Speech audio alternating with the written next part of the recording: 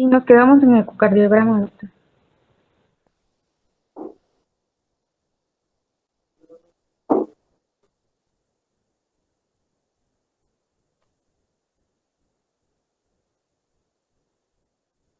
Bien.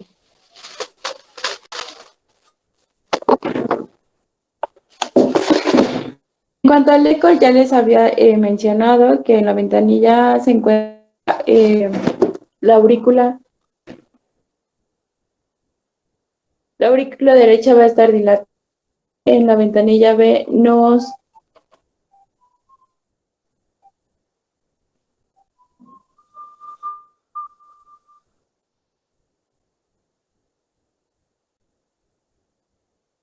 en la ventanilla D nos va a reportar tanto y la velocidad máxima como el gradiente máximo. Tenemos un gradiente máximo de 34.38 milímetros de mercurio y la velocidad máxima va a ser de 2.93 metros sobre segundo. En la ventana C nos reporta tanto la vena cava inferior, la dilatación de la vena cava inferior y de la hepática, y en la ventana D ya nos da evidencia de un flujo sistólico reverso, que como tal yo les he mencionado que el flujo sistólico reverso o la regurgitación de este nos da ya el diagnóstico confirmatorio por eco de una insuficiencia respiratoria grave. En cuanto al electro, acuérdense de la fisiopatología, ¿no? Que va a haber un crecimiento tanto auricular como ventricular, una dilatación auricular por la sobrecarga de volumen y como tal va a haber atrofia ventricular derecha por la sobrecarga o la dilatación de la aurícula derecha, ¿sale? En cuanto al ecocardiograma, casi siempre va a ser normal, a menos de que sea ya una insuficiencia tricuspidia grave severa, que nos va a reportar ondas P picudas. Las ondas P picudas o altas, casi siempre en las derivaciones derechas, que va de 1, B2 y B3, nos arroja una habla de una dilatación de la aurícula derecha y una onda R o QR alto, sobre todo en B1, nos da el diagnóstico de una hipertrofia ventricular derecha, o que podemos hacer diagnóstico de la presencia de fibrilación auricular, ya sea como etiología que nos desencadene la insuficiencia tricuspidia o como una complicación, ¿vale? Puede haber alteraciones de las válvulas cardíacas izquierdas, que también nos pueden condicionar alteraciones, sobre todo en B4 y B5. Pero lo más dominante en un electrocardiograma va a ser la presencia de ondas picudas por dilatación auricular derecha y una onda R o un QR alto en B1 que nos habla de una hipertrofia ventricular derecha. ¿Vale? ¿Hasta aquí alguna duda?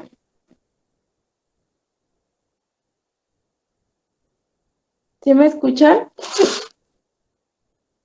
Sí, doctora, sí se escucha. Ok. En cuanto a la radiografía, pues obviamente va a haber, ¿no? Tanto dilatación de la aurícula derecha, dilatación de la aurícula izquierda y crecimiento del ventrículo derecho como del ventrículo izquierdo, que nos va a dar un aumento del índice cardiotorácico. Es importante, chicos, que conozcan que hay otros estudios diagnósticos para la insuficiencia tricuspidia, como puede ser la resonancia magnética. No se utiliza en todos los casos. ¿Por qué? Porque la resonancia magnética, además de los altos costos, pues no es como que lo tengamos la oportunidad de realizarse en todos los niveles de atención. Entonces, la resonancia magnética cardíaca es el método de elección para evaluar tanto el tamaño y la función del ventrículo derecho, pero siempre y cuando tengamos datos clínicos para una sospecha de insuficiencia tricuspidia, que hayamos realizado un ecocardiograma y que los datos que recabemos no sean los necesarios para hacer el diagnóstico confirmatorio. Ahí sí podemos utilizar la resonancia magnética cardíaca para evaluar el tamaño y función del ventrículo derecho y si el eco es adecuado. Acuérdense que los pacientes con insuficiencia tricuspidia grave, pues ya va a haber dilatación del conducto hepático y pues obviamente disfunción a este nivel. También es importante pedir enzimas hepáticas para pacientes que tengan ya como tal una insuficiencia tricuspidia grave por ecocardiograma y por sintomatología clínica. Tanto para evaluar qué tanto está siendo afectado y poder estadificar mejor la insuficiencia tricuspidia y así no evolucione a un daño secundario, ¿vale? El cateterismo cardíaco también es otro estudio diagnóstico, sin embargo, solamente se va a utilizar para aquellos pacientes que no tengamos que valorar anatomía coronaria, que sean probables candidatos para un tratamiento quirúrgico. Nos ayuda a tener una medición precisa en cuanto a la presión pulmonar con una insuficiencia tricuspidia grave y también para saber si una onda de presión prominente o si se encuentra una onda de presión prominente a nivel de la aurícula derecha, sobre todo durante la ventricular. ¿Hasta aquí alguna duda de los estudios diagnósticos? No sé si era mi internet, pero se cortaba un poco el audio cuando explicó lo del cateterismo cardíaco, doctora. En cuanto al cateterismo cardíaco, solamente lo vamos a utilizar para medición de la presión pulmonar cuando ya tenemos el diagnóstico de una insuficiencia tricuspidia grave para valorar la anatomía coronaria en aquellos pacientes que son candidatos para un tratamiento quirúrgico y para la onda de presión prominente tanto a nivel de la aurícula derecha durante la síncope ventricular. Pero esto se aplica solamente cuando el eco no es confirmatorio y la resonancia magnética tampoco. Entonces ya podemos utilizar el diagnóstico terapéutico invasivo como es el caso del cateterismo cardíaco.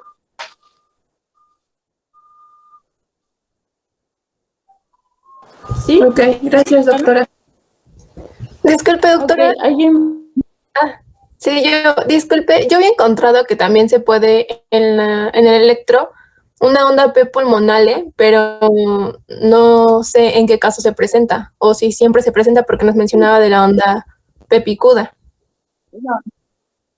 No, la onda P pulmonar es ya cuando hay un daño de la válvula pulmonar. Acuérdate que la insuficiencia tricuspidia puede ser secundaria a una afección de las válvulas izquierdas del corazón o que puede dañar como tal pues la válvula vecina, que necesita ser la válvula pulmonar.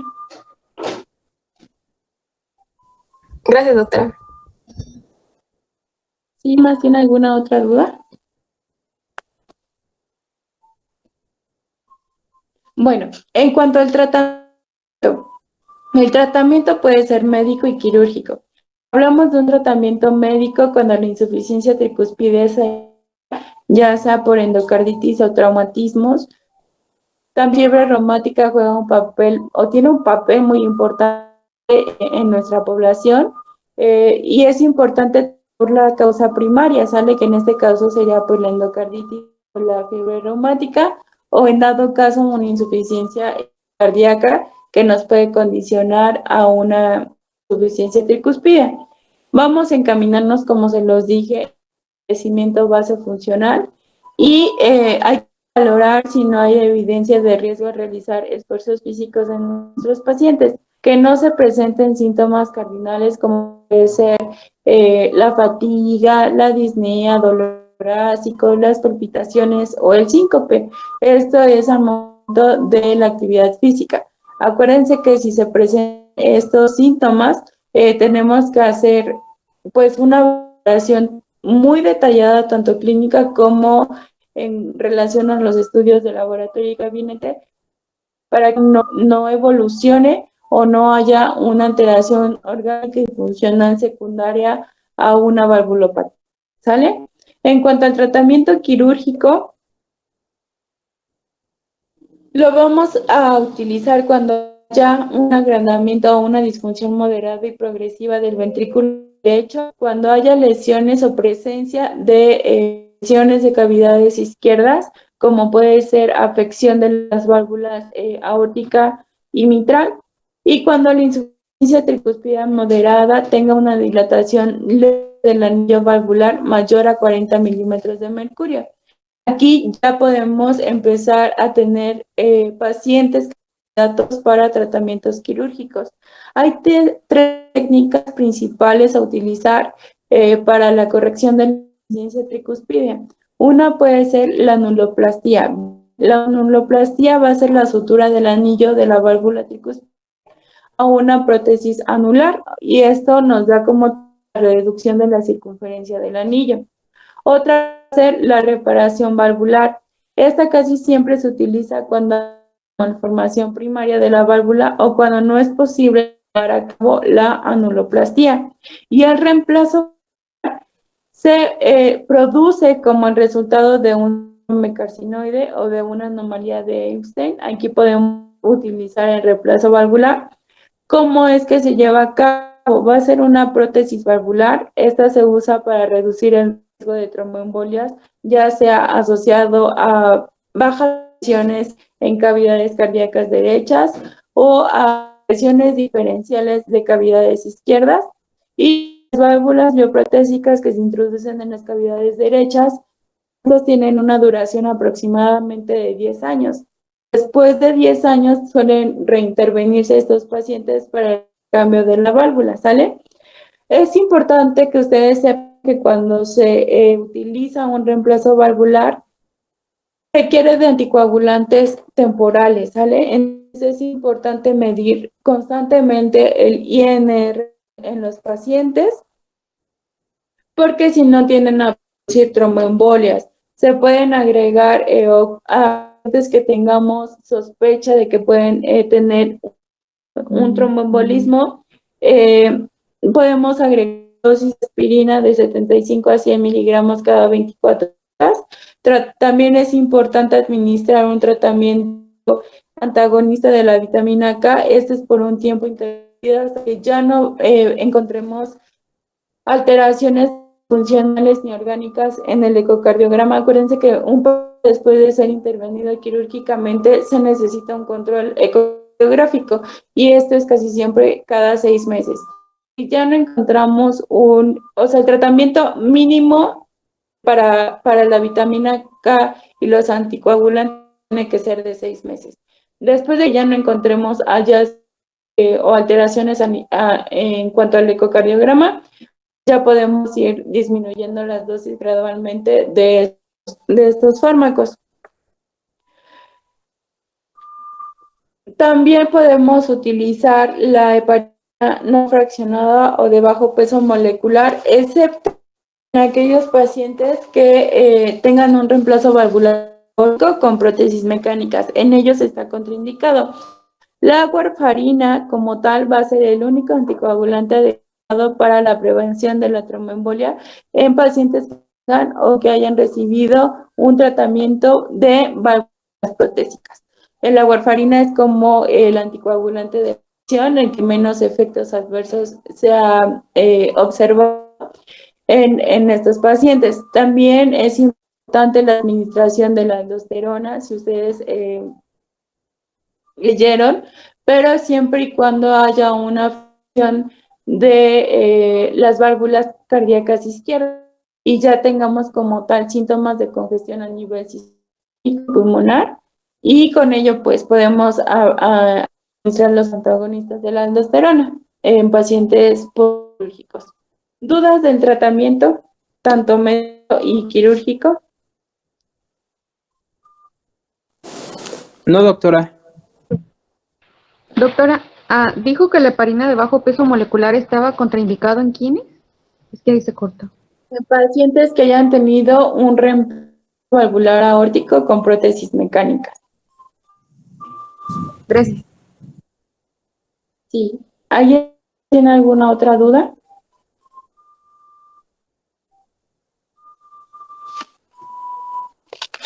¿Seguro? Bueno, vamos a pasar al siguiente tema, es la estenosis tricúspide. Bien, la estenosis tricúspide se va a definir como el estrechamiento del orificio tricúspide, que obviamente si hay un estrechamiento, pues va a obstruir el flujo sanguíneo, que es procedente tanto de la aurícula derecha hacia el ventrículo derecho, ¿sale? Entonces tenemos estrechamiento de, bueno, estos tres conceptos que son muy importantes para poder comenzar a entender la fisiopatología de la estenosis. Tenemos que es un estrechamiento del orificio tricúspide que nos dificulta la apertura adecuada de la válvula y nos va a obstruir el paso del flujo sanguíneo procedente de la aurícula derecha hacia el ventrículo derecho. En cuanto a epidemiología, tenemos que es el segundo lugar en incidencia de la válvula mitral, calificándose como lesión de ambas válvulas, tanto a nivel mitral como tricúspide, ¿sale? La insuficiencia tricúspide puede ser secundaria a una dilatación del anillo valvular y es la más frecuente en cuanto a carácter funcional. Puede estar presente una estenosis valvular tricúspide o una doble lesión valvular.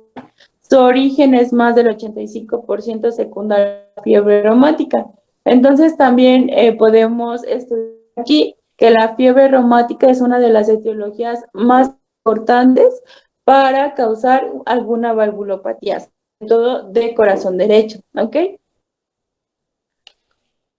Otros puntos importantes es que suele haber la afección reumática en descenso en países desarrollados, por ejemplo México, ¿no? Que es un país en vías de desarrollo, de fiebre reumática pues muy presente en nuestros pacientes. Es excepcional su presentación aislada, como les mencioné, estar acompañado por una valvulopatía de corazón izquierdo o por una afección de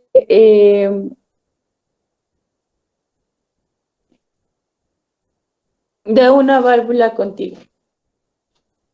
Casi siempre se acompaña de la valvulopatía mitral y el porcentaje de afección tricúspide en pacientes con valvulopatía mitral reumática oscila entre el 9 y el 24% de los casos. Entonces, si ustedes se dan cuenta, como les mencioné, la reumática, pues es muy frecuente para la estenosis tricúspide. En cuanto a la etiología,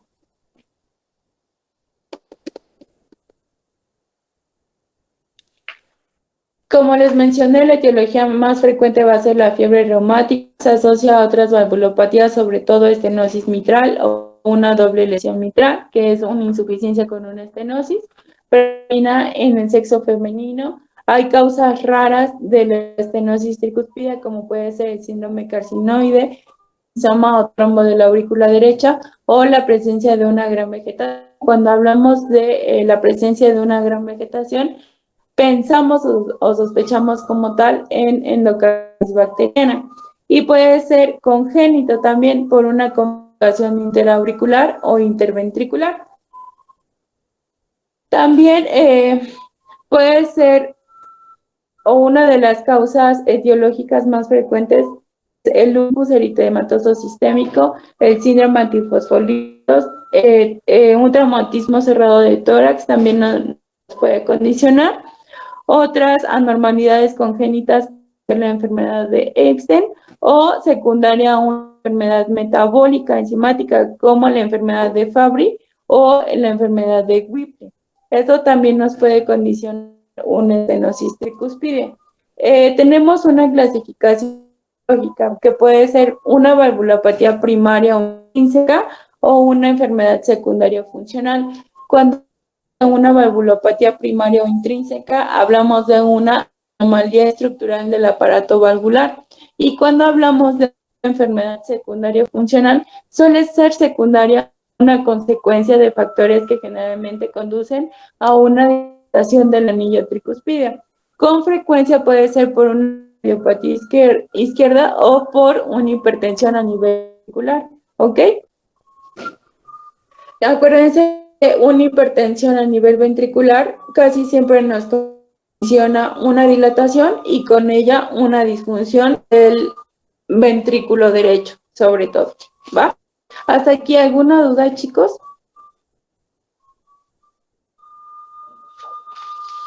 ¿Todo claro?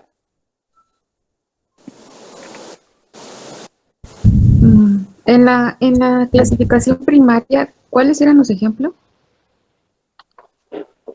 En la clasificación de la valvulopatía primaria intrínseca, acuérdense que es por una anomalía estructural del aparato valvular. Y la enfermedad secundaria funcional es una consecuencia de múltiples factores que generalmente nos conducen a una dilatación tricuspidia, con ello a una cardiopatía que nos puede conducir a una hipertensión ventricular y con ello a la dilatación y disfunción del ventrículo derecho. Sí, doctora, gracias. Bien, ¿dudas? Una pregunta. Comentó acerca de la enfermedad de Fabry, ¿se escribe? Fabry. Ajá.